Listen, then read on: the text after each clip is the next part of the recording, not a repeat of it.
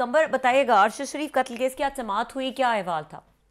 जी बिल्कुल रबिया, आज supreme court of Pakistan में चीफ जस्टिस की सरबराही में 5 रुकनी लार्जर बेंच ने इस केस की समाअत की। Additional attorney general Aamir Rahman साहब ने अदालत को बताया कि 2 जो हैं रिपोर्ट्स वो जमा कराई जा चुकी हैं। एक फॉरेन ऑफिस के हवाले से रिपोर्ट है और दूसरी स्पेशल जीआईटी की जो रिपोर्ट है वो अदालत को जमा करा दी गई है।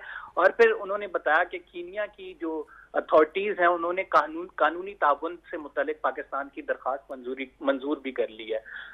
इस पर जो है अदालत के में जो है सरबराह जेआईटी अवैस अहमद जो है वो पेश हुए और उन्होंने कुछ इंकशाफात किए अदालत के सामने, जिसमें उन्होंने कहा कि हमें जो है एक तो जय वकुआ तक जाने की इजाजत कीनिया में नहीं दी गई है।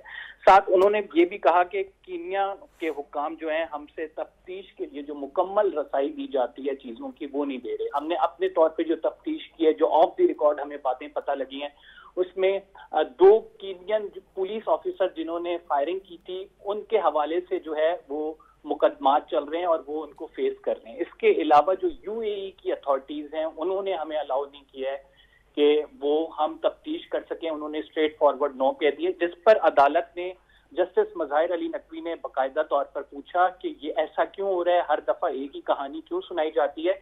एडिशनल अटॉर्नी जनरल ने कहा कि देखें हमारे उस मुल्क के साथ, कीनिया के साथ, एक तो वो आज़ाद खुद मुख्तार मुल्क है। चीफ जस्टिस ने भी ये कहा हमारे ताल्लुकात हैं और वो ताल्लुकात जो है सफारती महाज पे जो है बड़ा मुश्किल होता है चीजों की एक्सेस लेना। हम आपको एग्जैक्ट टाइम नहीं बता सकते कि कितने अरसे तक ये एक्सेस मिल जाएगी, लेकिन हम इसके लिए कोशिश कर रहे हैं।